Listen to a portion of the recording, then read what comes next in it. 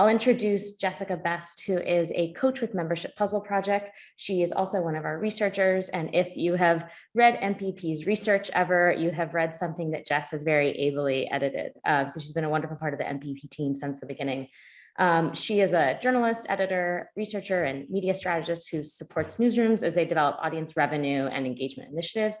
She previously worked at the member-supported journalism platform Deck Correspondent and The Correspondent, and has been with MPP since we got our start back in 2017. She's based in Sheffield, UK. Take it away, Jess. Thanks, Ariel. Hi everyone. I'm really pleased to be here for this session today and to hear some of the great insights our speakers are going to be sharing with us about internal challenges with membership over the next 45 minutes or so. In case you're wondering why I'm moderating this particular session, as well as having the privilege to be a coach and an editor with MPP over the last 3 years or so, I'm currently also co-authoring a soon-to-be published addition to the membership guide on building a member-focused culture. So this topic is of particular interest to me, and these two newsrooms who are going to be sharing their insights today have a lot that we can learn from for that chapter. The goal of today's session is to help you think about how you can get your newsroom emotionally ready for membership. As you saw from the description, membership is a cross-discipline strategy that requires new skills and new modes of operating in order to succeed, and it's inevitable that internal challenges will come up. And the two newsrooms we've got here today are going to talk about how they are overcoming theirs. So our speakers today are Gabor Kardos and Paul McNally and Andesiwe May. Gabor is the founder and manager of the top-ranking Hungarian news outlet 444.hu. He's an economist with some 20 years of management experience in digital publishing. So he has seen, led, and advised small and large companies, digital natives and legacy types, some with a single focus, others managing complex portfolios in multiple countries. He says he is fascinated by finding and implementing the right strategy for success and sustainability through core strengths, innovation, and transformation. And today, Gabor is going to share how he and his team have developed some internal tests of membership through donations and project-based crowdfunding at 444, and how they've developed an internal marketing plan for membership to overcome skepticism on the team, which perhaps is something a lot of you in the room may also be experiencing.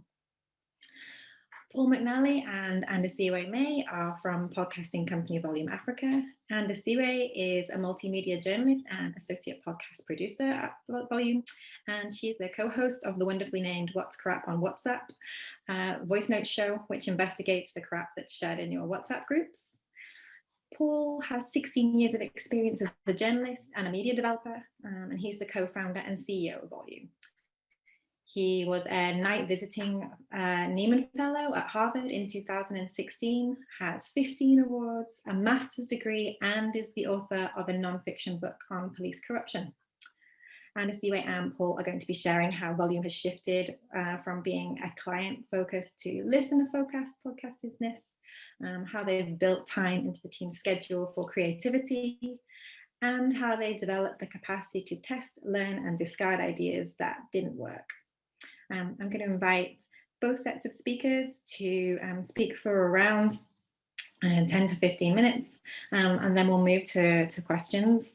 And as Ariel says, if you can put those in the Q&A at the bottom of your screen, that's going to make it a lot easier to sort through them all and to get to as many questions as possible in the short time that we have. So without any further ado, I'll invite Gabor to share what he has to say with us all. Gabor, hello, welcome. Hello, everyone. It's really a pleasure and an honor to be here. Thank you very much for having us. And we happen to be one of the MPP grantees, so we really have been provided a lot from the knowledge base that Jessica and Ariel has mentioned today. And the reason I'm here today is to share with you how we were struggling and partially succeeding, partially sometimes failing with internal advocacy of reader revenue. So I'm trying to share with you my screen, and I do hope that you already see it. And if that happens, I'll just jump right into it. So just for a tiny little bit of background so that you can put it all into context, we are an outlet that started purely digital. So that's clearly our background. And we worked all the way with the assumption that we would primarily be or solely be financed by advertising revenue. With this size and with this primarily public affairs focus, it seemed to be reasonable back in 2013.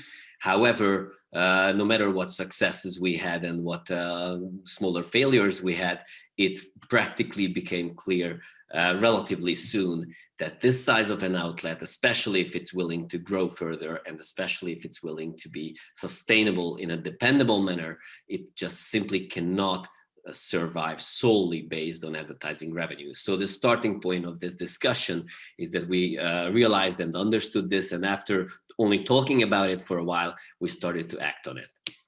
So it was practically our phase one when we introduced our voluntary donations. And if I'm talking about internal advocacy, this is an important phase to mention because we practically skipped internal advocacy for this very first phase of our reader revenue existence. We just swiftly and smoothly introduced this scheme, made it as simple technologically and in all other ways as possible. And we practically treated it as an experiment. So that's the way we communicated it internally. And we, in this manner, somehow managed expectations that nobody should expect that it changes our life immediately. So what happened with us is that we still had some absolutely key resistance points, even prior to the introduction of the donation scheme and also after it. And thankfully, the actual treatment, besides all these aspects that I'm listing on the slide for you, the actual treatment of most of this worries and skepticism bases was the success itself. So I have to say that a swift and smooth start of this phase and the very good results we were fortunately having solved most of our problems for that phase. What, however, is, in my understanding, very important is that we did list, even prior to launch and also after launch, these key resistance points with the team that worked on this program and tried to prepare for them. So internally, we could be able to answer all of the questions. But as you may assume, voluntary donations are probably not the solution that in our situation would solve it for long. So we wanted to move on to a new phase.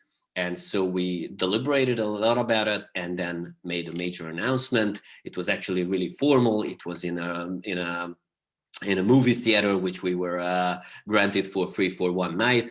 And we actually shared all the details of an envisioned future with all our colleagues.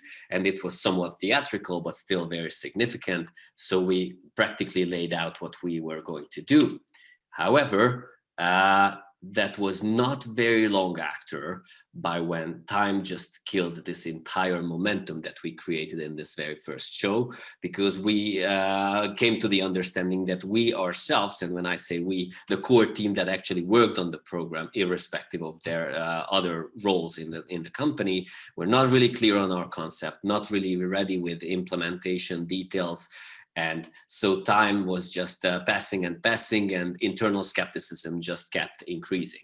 Important learning for us that we were not really ready, but this entire initial introduction was still very useful and relevant for the entire program, because this was the very first occasion when we in detail laid out what we and why we wanted to do and why we wanted to set out for this journey towards reader revenue.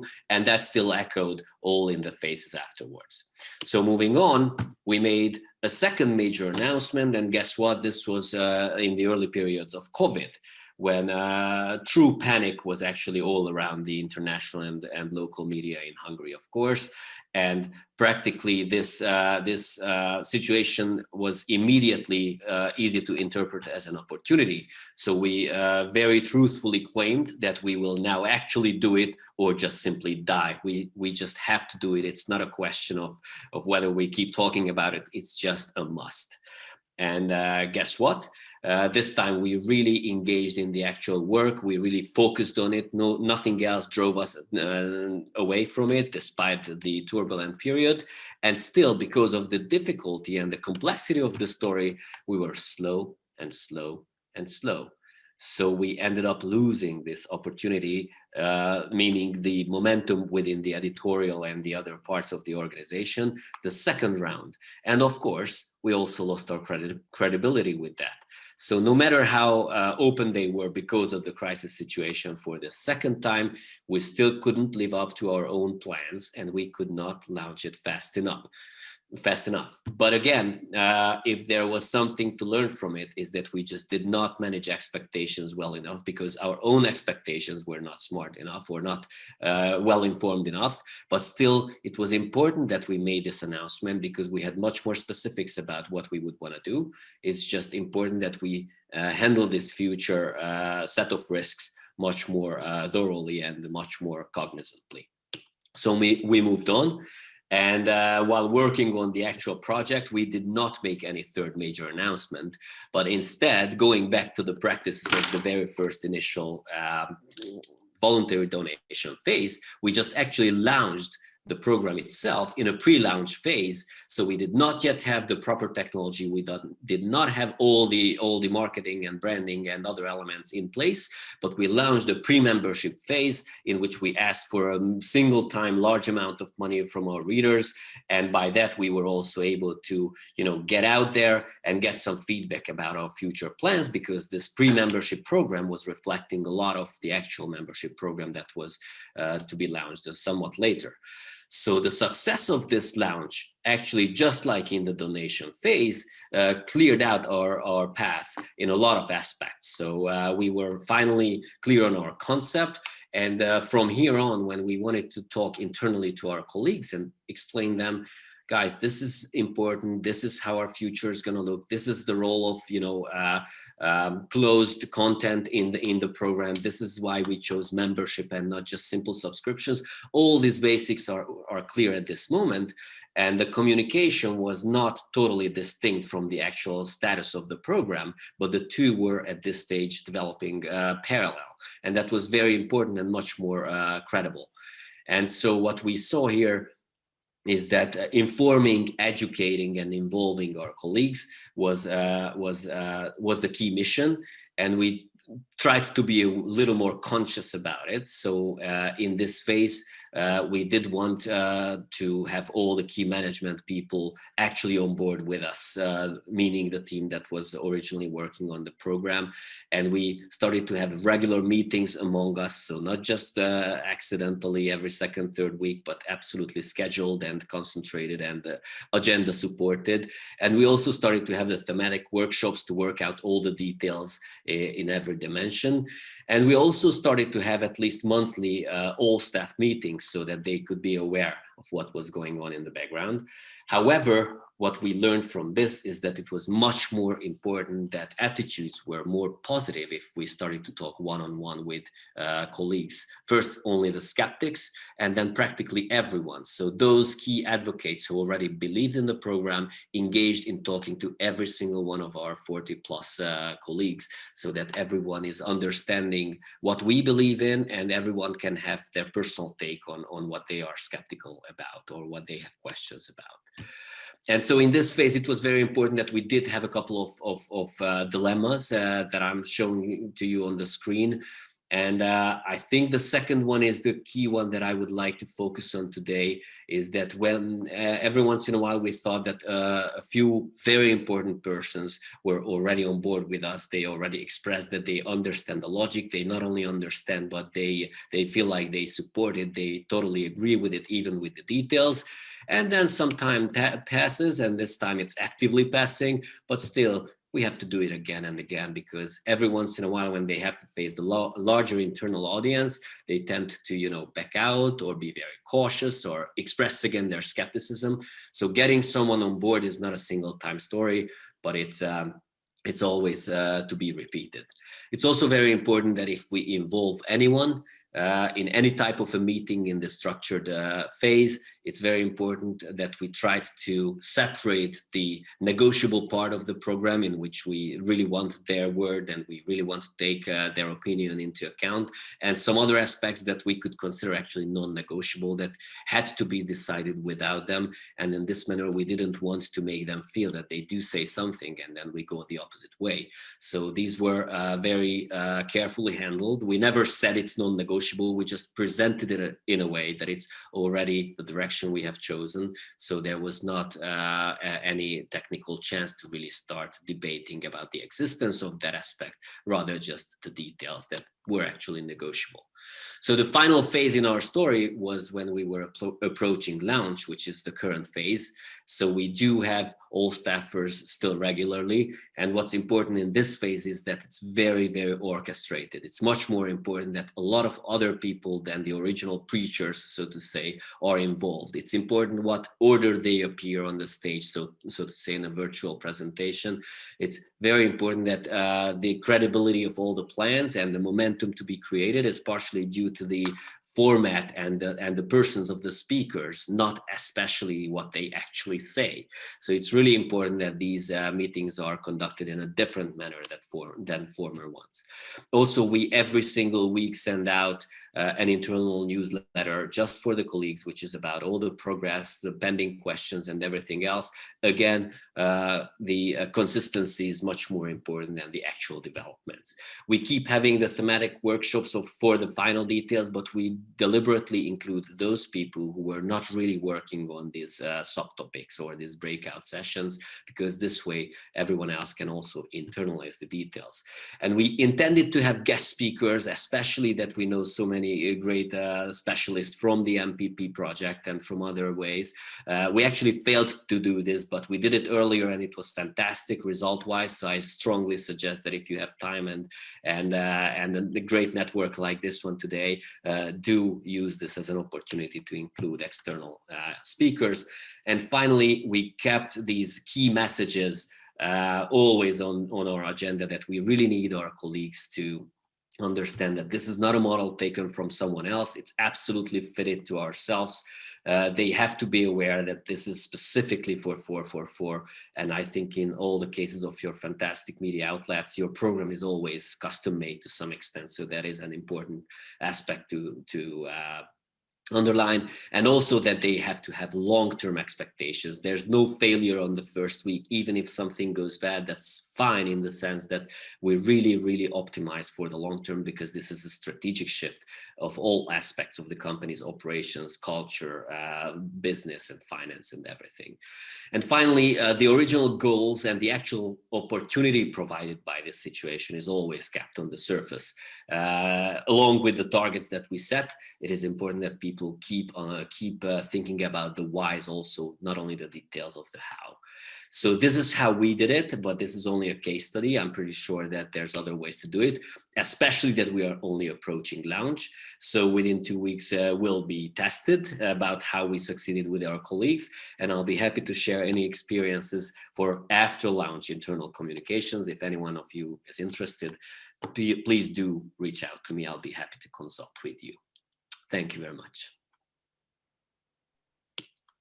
Thank you so much, Gabor. It's fascinating to hear you talk about that. And I can see people in the chat already saying that a lot of what you're saying is resonating with their own challenges as well. So there are questions coming in already, which we'll get to after we've heard from Volume. Thank you. Paul and Asiwe, would you be ready to share with us what some of the things you're dealing with your internal challenges? Sure, absolutely. Let me just, hello everyone. It's great to be invited to do this. I'm just going to share my screen here.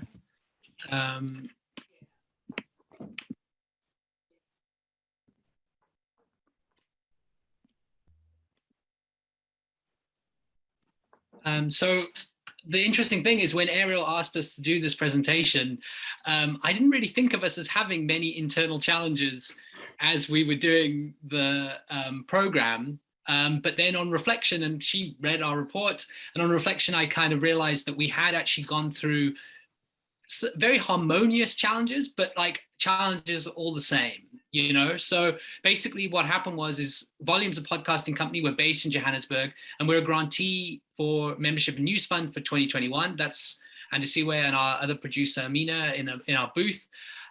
So the thing is that podcasting companies have struggled to crack the idea of membership, mainly because you don't have a good funnel, which kind of allows people to come into a membership program because they're listening to the podcast in a separate kind of app or on a browser, and you're not kind of meeting them where they are. So that was the first challenge that we knew we had as a podcasting company.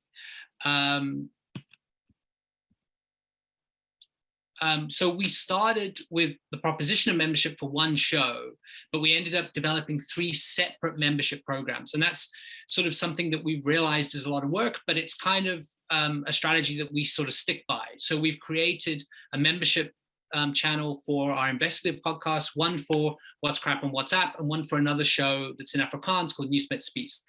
And we found that people respond to the individual brands of the shows much more than they respond to Volume as a podcasting brand.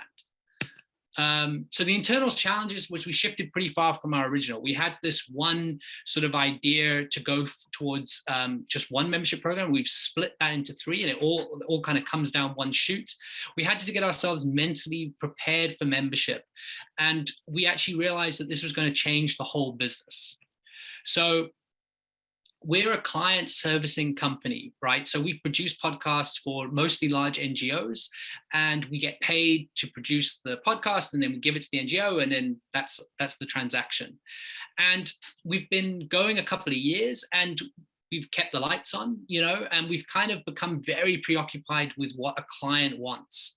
And the membership puzzle was an exciting opportunity for us to reorientate around listeners. And that seems strange, right? Because you would always be thinking about listeners if you're a podcasting company. But when you're servicing a client, you kind of get into that mode where if the client's happy, you're happy, and then everyone goes home. So the listeners had become secondary, and we'd lost sort of sight of that in developing projects. So by introducing membership, we changed the types of clients we actually sought out. And that's really kind of come to pass. Even though our membership program is still in its sort of starting phases, the fact that we've reorientated the business to search for clients that we would want to create projects with that would be suitable for our listeners is a huge change. You can imagine that, right? And we're getting this feedback from the newsletters we're producing, from the other content around the membership program that we're producing. We did a lot of audience research. So we're getting this better sense of our listeners. And from there, we're going, okay, we're not going to produce something without a client, but we're going to find a client that would want to produce something for these listeners that we know that we've got. We know we've got this market out there that's excited about certain things that we produce, and we can fund that with a client. And that's a huge change. It's basically reorientated our company around listeners. And even though the membership program is not at this stage kind of funding everything, it's like by seeing everything through the membership program itself and the clients on the other side of it, it completely reorientates the company. Just to expand on what Paul has pointed out already, in the beginning stages at Volume, when we were grappling with the idea of the membership program, we were already client orientated, and it was a thing of trying to impress the client, but also to encourage them to either produce more episodes for a specific show with the potential to create revenue, right? But as Paul said, there was this whole entire shift that came through viewing it from the perspective of the membership program and realizing that the listener is key for a successful membership program. And so we needed to shift towards producing more listeners, impressing them to get them to eventually to pay, which leads to the next point, which then says listen and not assume. And by this, I mean to listen to what the conversation is around memberships among the listeners themselves, and not to assume what we want it to be and what we think it is. And so learning that building a membership is a conversation. It's not just limited to listening to the client, but it's a conversation between the shows, the client, the listeners, us at Volume, and of course the different coaches that were involved in the process. And at Volume, we needed to listen and ask ourselves, even as avid podcast listeners, what would we want? You know, listeners are always talking, listeners are always sharing feedback and opinions, which is why a survey was a necessary part or step for us to listen intently and to capitalize on what we learned from our listeners and potential members, and taking that information and then implementing it. And like I said, you know, listening equals feedback and data, and through the survey, we were able to do that. The survey was the best source of real-time feedback. That together with the data we got from the survey, we were able to diagnose the good, if we were on the right track, and the bad, what we needed to bring back to the drawing table, what we needed to change, or even what we needed to include going forward. But it also allowed us the opportunity to identify opportunities to create a better experience for the membership program itself. Over to you, Paul.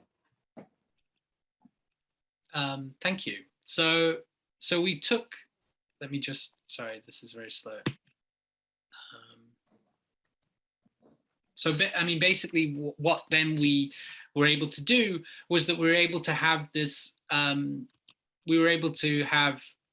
we built time into the schedule raised basically for creative thinking. And this kind of is historically what the company has always done. When we were first starting out, we started out in community radio projects, and I used to send these long emails to my business partner about like what we're going to do and how we're changing this and how we're going to change that.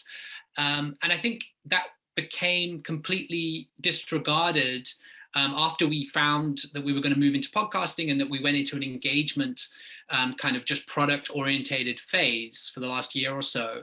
But what the membership program allowed us to do was it gave us as an excuse to kind of just think of lots of random creative decisions and brainstorm in a completely new way, which we'd been used to in the past, but we kind of lost sight of. But it actually did it in a much more constructive way, because obviously we had Ben, our coach, and it sort of highlighted the fact that we have to, going forward, think of these brainstorming creative sessions as not something that's going to disrupt the whole business, because I think that's how we've come to know them. Like, oh, like any kind of creativity is going to basically short circuit the business, and now we have to pivot to something else, and like we're going to chuck out the baby with the bathwater. But what we realized through this process is we can contain our creativity, we can have these brainstorming sessions, and it won't necessarily throw everything out, but it will kind of keep us able to kind of refresh. And that was something that through introducing membership, we were able to do, like not just through how we orientated the business, but also kind of the products that we were producing. And I think that allowing that creativity into your newsroom in a controlled way, not in a scary way, is really, really useful. So, you know, getting the listeners to be members and how to make it inclusive and exclusive at the same time. I think this for us was having to think into what goes into the process and what stays out of the process. You know, because we're building a lot of, you know, the membership program around specific shows by clients, we needed to see what the themes will be, what will hook people in, and make sure that every membership or newsletter that we send out goes beyond just having people, you know, or creating listener revenue. And with the newsletters, which is one of the ways that we started it out, even internally, just sending the newsletter formats to all the members or all the staff members at Volume, and getting feedback on what we liked and what we didn't like. But a lot of the creativity came from the selected shows that we used or are building membership around. And thinking around, for example, who wouldn't want a mug for What's Crap on WhatsApp, which is our fact-checking show in partnership with Africa Check, or even having a group session or one-on-one session with our investigative guru, Paul McNally. So these are just some of the things that we had to think around, and the elements that we needed to brainstorm to build different tiers or different elements to what this will look like as a package, and not just a unilateral approach. But also capitalizing on what we do, which is podcasting. And our investigative newsletter does this perfectly. As someone who's working on their first investigative podcast, reading that newsletter is like watching an episode of Forensic Files, right? I'm getting into the process. of what various podcasters follows, what goes through their minds, how they approach things. And it's that relatability that draws me in, the curiosity, but also what I walk away from as someone who's approaching or currently busy with an investigative podcast. So it was trying to make sure that it's more than just a membership, trying to create a platform, but also a community as well. And then this goes to the next point, which is design and engagement. And one of the things we wanted to avoid was a long or a traditional approach to things.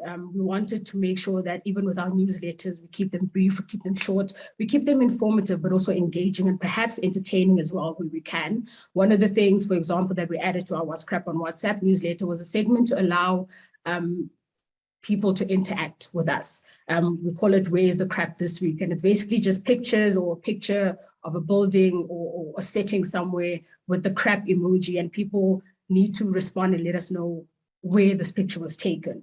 But also understanding that we can't have a unilateral approach because, for example, our Nismet Space, listeners wouldn't necessarily appreciate that kind of element to that membership. So we got comfortable with chucking out ideas that didn't work.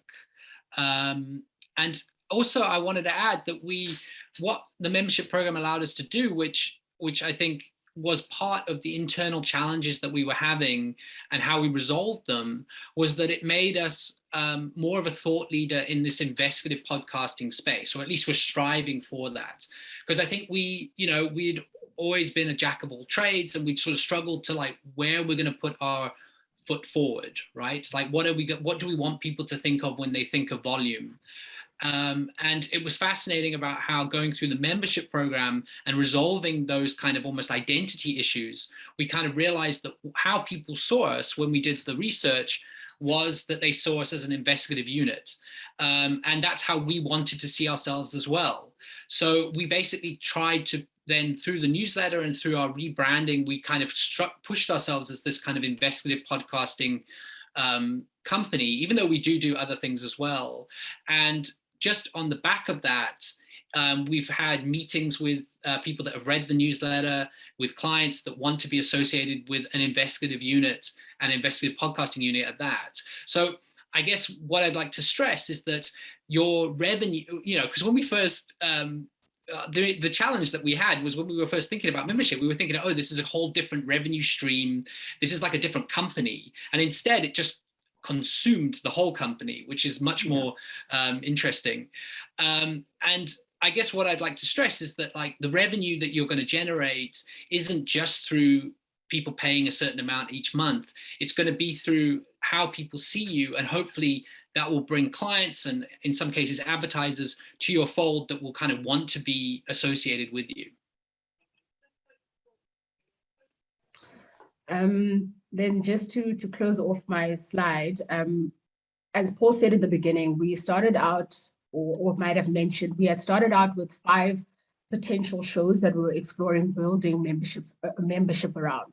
And at the end of this, we ended up with 2 shows, which was the Nismet Space and What's Crap on WhatsApp, and then a theme, which was the investigative podcasts, right? And for various reasons, we needed to shift away from some of the options that we had initially started with, and go with the ones that gave us thriving ground for membership. Nismet Space is a ground-up podcast that had an organic growth of listeners during the lockdown period in South Africa, and it had a Facebook-based fellowship.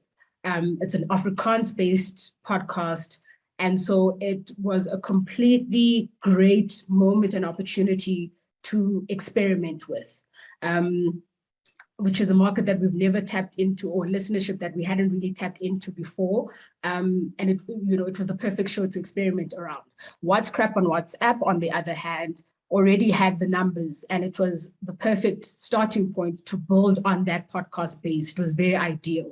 But also experimenting in future with payments over WhatsApp is some of the things that we are looking into, as well as for Nismet Space. So both of these shows provided opportunities to work with what we know and to explore at the same time, as compared to the other shows that we had started with, which we found out going into the process that it's not going to work. And so that was just part of the learning curve with regards to checking out ideas, that everything that we thought we wanted to do wouldn't necessarily be what we ended up with at the end, and being open and adaptable to that.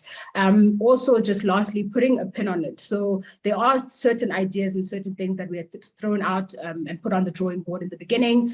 And obviously, as things progressed, we needed to either check them out or put them aside, but also to just ensure that, checking something out or an idea out isn't completely discarding it, but it's recognizing that it's not going to be applicable now in this point in time, but it may be useful later or in future. So it's always a good idea to sort of kind of take those ideas and put them in a cocoon or in a box somewhere, to revisit and make sure that you're adaptable to any changes that come with the process, and embrace them.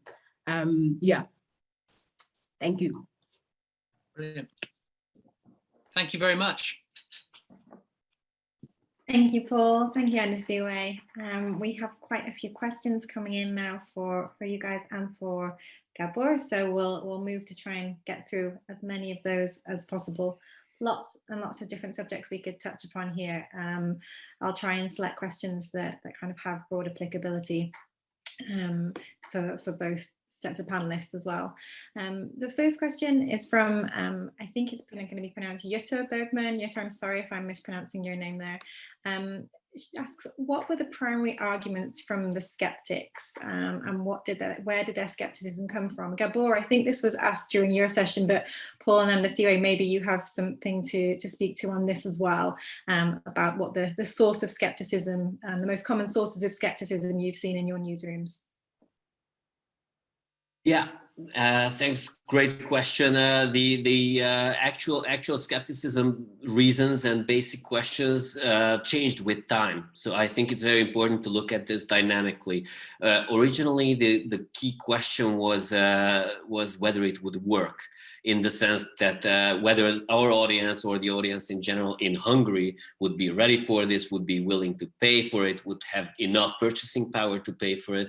So it's all about the validity of the entire concept of introducing anything related to actual reader revenue in the country. Now, both the voluntary donation phase and this pre-membership phase just practically convinced our colleagues that this basic questioning of the very validity of the concept is not relevant anymore, really, or not in its full entirety. So the key focus of worries shifted, and the big one now is that we are about to introduce a hybrid model, meaning not only that it's not a clear subscription, but rather this community-focused membership solution, but also that we do want to keep advertising, because even with this business model change, we don't see that we switch to a fully new, purely reader-based solution, but instead we want to balance it somehow. And the question and the worries are whether this, premium content story can coexist well with the mass reach that we have had so far, and whether the content production would be satisfactory. Would we have enough capacity to provide enough fantastically, written or video shooted content for the premium, and also for the mass reaches further to be provided for free. So this is one of the key worries. And the last type, I just mentioned it as a typical concern, is related to always something specific that they as authors are really not happy with. And this in our case would be commenting. We will reintroduce commenting only for members. Will be publicly viewable for everyone, but only members will be entitled to make comments on our content. And that really does worry a lot of our colleagues, despite the fact that we prepare for it. We'll have live moderation and a lot of ways to handle it. And these worries are totally valid. So we try to treat them and take them very seriously and prepare as much as we can do. Great, thank you, Gabor. Paul and Andisiwe, I think you said you felt you had a relatively harmonious transition in many ways, but are there any particular sources of skepticism that you've encountered either in your own team or maybe from your client or your member base as well? Yeah, I mean, I think internally, the biggest sort of skepticism was around if it was going to be worth our time financially. Like, so when you're kind of running things for clients, you're kind of very orientated around like this much time generates this much income. Would it be better for us to get 5 more clients than bother with this. And I think we were completely proved that there's lots of ways to generate income, like I said, through this reorientation of the business that isn't just about how much people are giving to the membership program, that like just basically having a more cohesive business which comes through that process of membership really makes it financially viable in a great way. Great, thank you so much.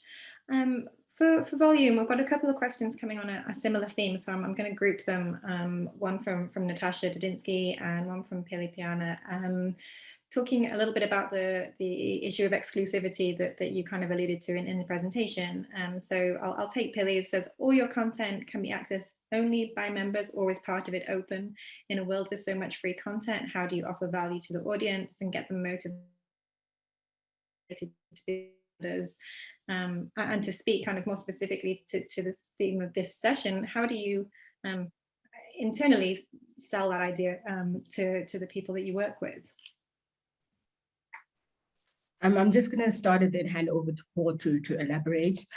So our content is available. I think one of the things that we had really delved into and discussed in the beginning stages was not wanting our content to be behind a somewhat paywall, making sure that anyone who wants to have access to our podcasts or go on our website, they're still able to do that. But that also presented a challenge, as you know, the question said, with the world where there's so much free content, how do you entice people to then become members when they can go on our website and they can listen to our podcasts and access our content? And that's where we're really forced to be creative and to think around, perhaps even playing around with different tiers of membership, to sort of kind of make the membership program, when I speak about inclusive and exclusive at the same time, is to say that inclusive in the sense that we have the different tiers where, you know, the member has the option to choose what is fitting for them and what they would want, but also exclusive in the sense that if you have tiers, then the person who's in the top tier needs to feel that they have some kind of benefit or access to the specific tier that they are paying for or that they are giving into. So without making it seem like I might as well get tier 1 instead of tier 3, because what am I getting anyway? So I'll just let Paul, you know, continue from there on. Yeah, I mean, I just wanted to add that I was very committed to putting stuff behind a paywall at one point during the process. I was like, yeah, we'll have extra episodes and like investigations that will just be for members. But actually it was through the audience research that we found out that people didn't want that. They weren't fussed about the idea that this was only for them. In fact, they believed quite strongly that this should be available to everyone. And like, especially investigative journalism has that kind of like association with it, that it's kind of for the public good. And they were just willing to pay because they have means and they're willing to support it. And so it became an ideological sale, basically. Like, you care about this stuff, you care about the newsletter and the investigation, so therefore you'll give some money. That's so interesting to hear. If anybody else is thinking about doing that kind of work where you compare your assumptions with your audience assumptions, MPP recently published a tool for that, put together by the coach Javier Borelli. Ariel, maybe we could link to that in the chat, but it's a template for doing exactly the work that you've done there, Paul. So that's really interesting to hear.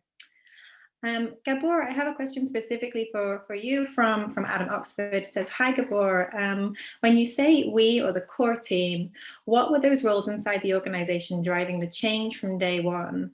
Were they focused full time on building the reader revenue program, and who puts together your internal email? So who is doing this culture change work for you? Okay, when I say the core team, I'm practically referring to 2 levels. There were 3 people involved, so to say, in the core of the core, and only 1 person among these 3 was dedicated to this. So we did have a program leader who is practically dedicated to this. The other 2 persons would have other roles and daily duties in the organization. So we were just doing it besides everything else. But there was also a little broader, still to be considered core team, which we call the concept team, with whom we really debated every single important issue, which would be about 7 or 8 persons, and sometimes, just ad hoc persons to be added. And this was the broader circle with more editorial people involved, also marketing people involved, and IT people involved. Whereas practically the core of the core that I mentioned, the 3 persons, were all, so to say, mostly business driven, even though with different backgrounds, one having an editorial background, the other a pure business background, the third having a technology background. So yeah, this was the 2-level setup that we operated with. Great, thanks, Gabor. I hope that answers your question, Adam. Maybe I'm sorry, just one thing I missed, the emails. I think that's really important, and we even deliberated sometimes that we discussed the emails together, but who should be sending it out or who should sign it, and we actually came to the conclusion that it doesn't really matter that much. What mattered is the all staff meetings where all the other persons, so not only these 3 core team members would be preaching, but significant other parts of the organization, other employees. So there it was much more important who says what she or he says. In these emails, it was not that important, and it was actually always the 3 of us, one of the 3, who put together these normal emails, the standard ones, the weeklies. Great, thanks so much, Gabor. I think that's just about all we have time for in this session. There are a number of questions we didn't get to. Hopefully we can answer them in the chat, and of course Ariel mentioned about continuing the conversation on Telegram. Thank you so much, Gabor, Paul, and Asiwe. It was great to hear from you. Thank you very much. Thanks very much.